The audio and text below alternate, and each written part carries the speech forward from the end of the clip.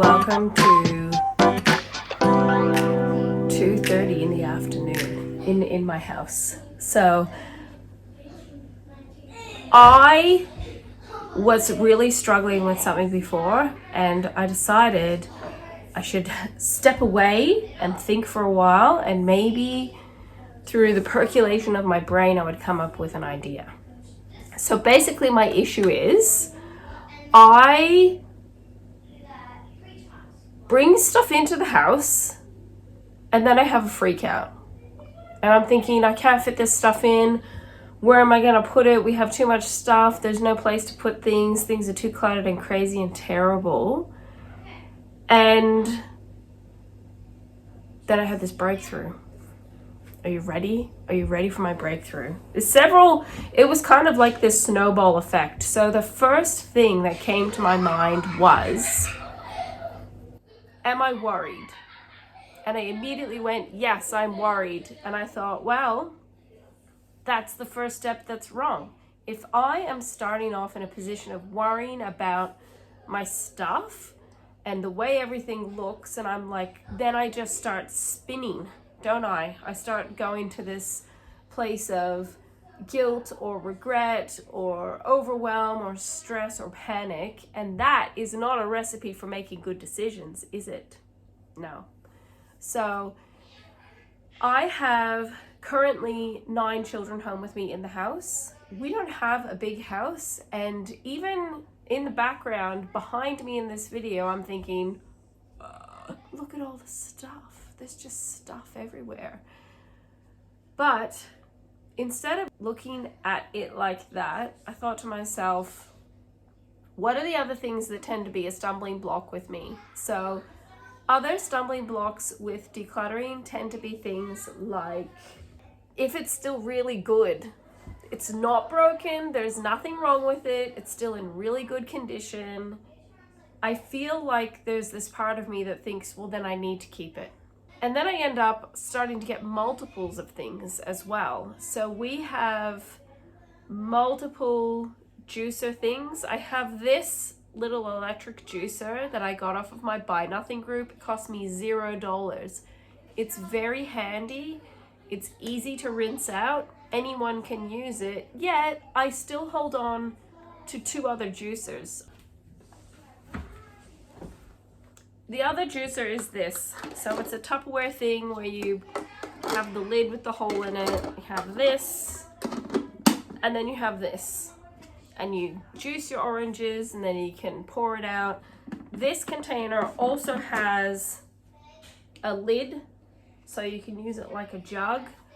Honestly, the only times we ever use this jug are for juicing manually, or sometimes I think maybe for leftover pancake batter. Our family is so huge that we use a massive 7-liter bowl for when we make pancakes or pikelets or waffles. Yet I hold on to this. I have had this for like well over 10 years, but I have that as well. Then my husband and I went op shopping months ago, and he found this really cool like silver juicer. You like pull down a crank. Is that crying?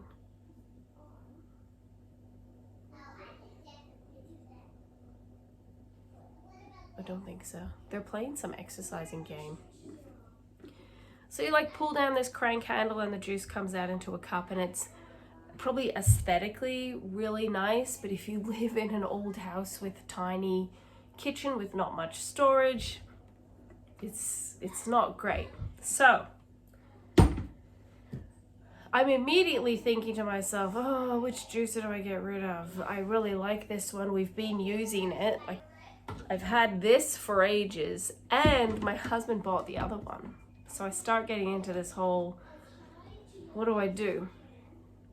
That means I don't worry about the juices at the moment, because I'm starting to worry about particular things. When it isn't really a particular thing problem, I think the problem is that I start off doing a really good job. I have over in this cupboard here 2 containers that have Lego, or they're Quattro, but they're Lego blocks, the big blocks. And they look like this. We originally got one set when my oldest, who is nearly 18, turned 1. We ended up buying 2 more sets from Marketplace, bought them secondhand. These are still used every single day. They have containers. That is all that goes in there. See, that's great, isn't it? It's just easy. It's easy to pack away. The kids can pack it away. Then I have a cupboard like this. See, this is way less goodish. This was bad. I have another box where this is supposed to be where we can throw in miscellaneous toys that the kids still like and use. All random stuff. It can get piled when it's in there, and that's not so much of a problem. But I started betraying myself with my container concept. So the concept of a container is great because you tell yourself, this is the space I have, this is what I can fit into my container, and nothing else. That's it. No more goes in. Unless you're like me and then you just grab another container, or you start loading a closet up with Barbie stuff, and it just starts getting crazy. So that was my first issue. I got given a whole heap of stuff from my Buy Nothing group, a whole heap of Barbie stuff. The lady wanted me to take the whole collection. She is lovely. The lady is very lovely, so it's not her problem. And she did say, I have a big, huge Barbie cruise ship, Exhibit A. I'll leave that out with the box and you can decide whether or not you want to take that as well, but it would be great if you could take it as well. Obviously, me sitting here with it, you can tell that I took it as well. This immediately meant that the laundry hamper we had in the little girl's closet, plus the step that the little girls use to get their hanging clothes, got evicted from the closet, didn't it? Because I had this and a huge massive tub of other Barbie stuff in the way. And I just felt like, oh, what am I gonna do? It's just too much to deal with. It's so much stuff, stress and worry. It'll kill ya. It'll kill you more than getting sick with anything. I reckon stress and worry is way worse.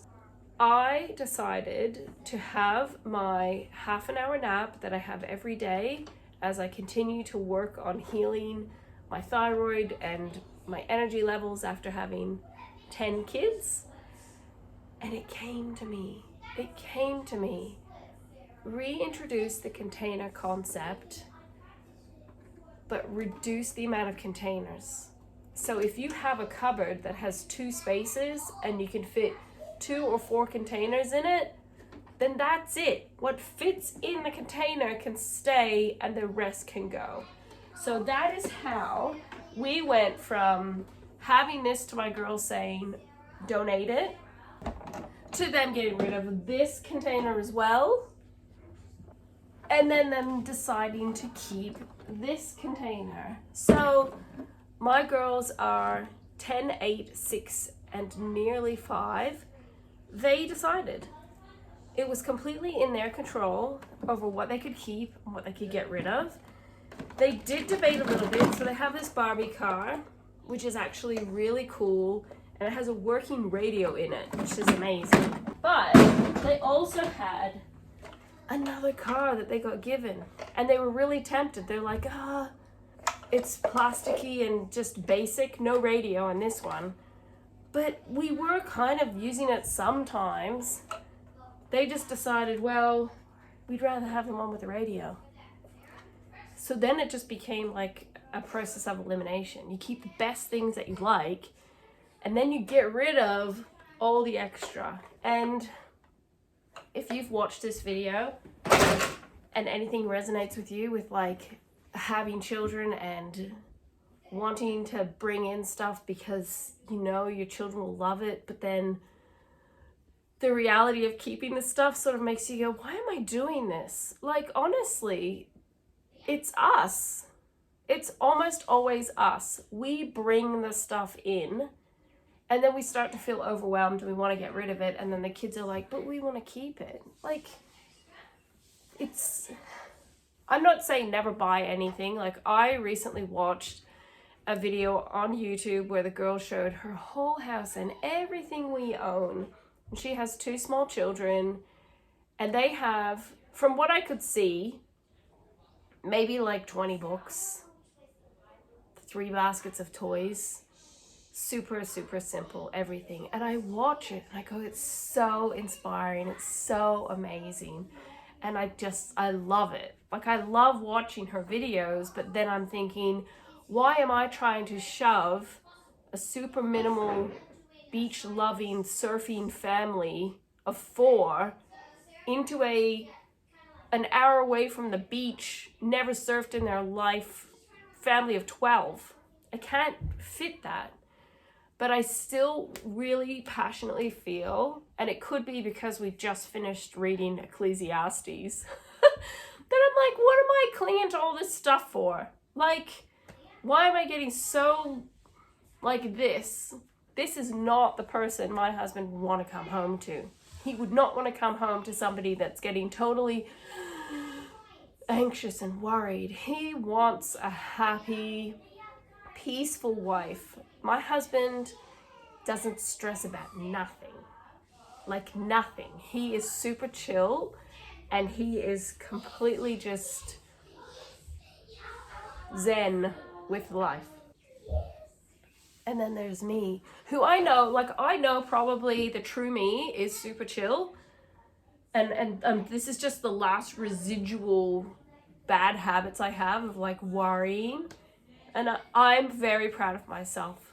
All this to say, I'm very proud of myself that I actually stopped myself this morning when I started looking around and feeling like, oh my goodness, the closet was just driving me nuts. The fact that I made this decision to bring in all of that Barbie stuff and the cruise ship and everything, and I couldn't fit the hamper and the step into the closet anymore. And if you've seen my other videos, my children's bedrooms are very small, and here I am bringing this stuff in.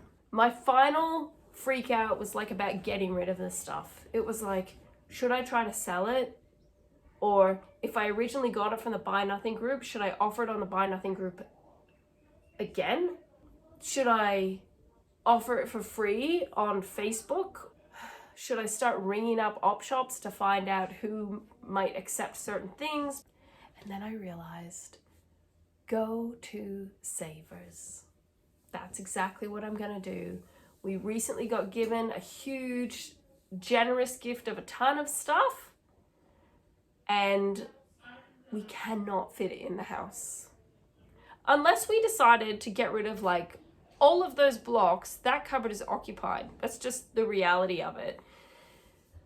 I donated everything to Savers, and it was done in one go, and they were happy with it. So that's the plan. This week, I plan to be brave, say no to worry. I'm going to say no to worrying about it, and I'm actually just going to be more decisive with deciding what are the different things we want in our home.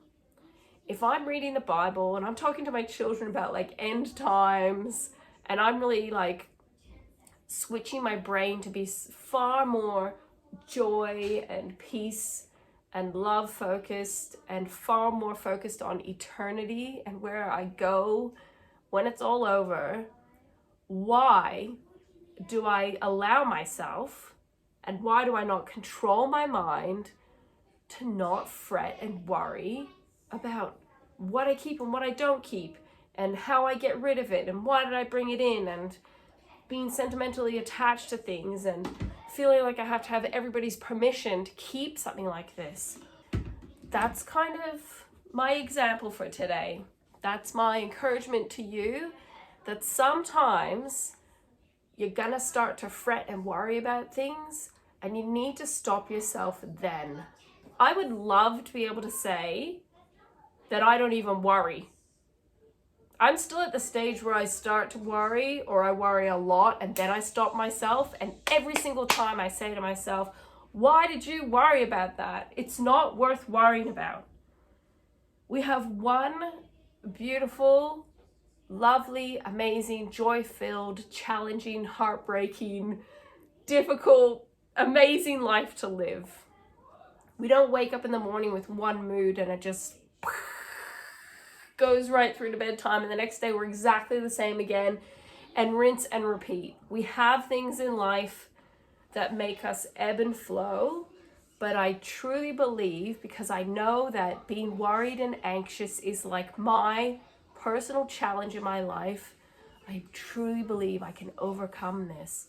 And if it starts with the small things, like what we keep and what we don't keep, then I'm pretty stoked. So hopefully you see me just in my exactly what it's like environment, that you can see that what I want to show you on my channel is really just a regular person that wants to live their best, most simple, uncomplicated, free life. I want to be the best version of myself every day. And even though different things have happened over the course of my life that have caused more ebbs than flows, I just am like, no, I'm gonna overcome it. It just feels good to just talk about it, just get it out of my system. Hopefully what I've shared resonates with you somewhat. Hopefully you feel encouraged to really just think about the way you react in different situations. And it's like, can I do a better job? Can I react in a different way? Yes. So I say no to worry. I say yes to joy and freedom and happiness. And one day, hey, you might even see a video one day with a whole background to be like, wow, it's all clean. Thank you for watching my video. I hope that I can be really good at editing and get this video uploaded for you. I have a tendency of like filming these things, but then I get too busy like watching bees in sunflowers that my daughter grew from sunflower seed that she saved from the birdseed packet, and now I'm seeing this bee just in heaven. And I'm all distracted with stuff like that, or going on walks, or hanging out with my family, which are all good things. But I also want to keep uploading my videos. So if you have watched this video, I appreciate you. If you enjoyed this video, please like it. And I will see you again soon. Bye.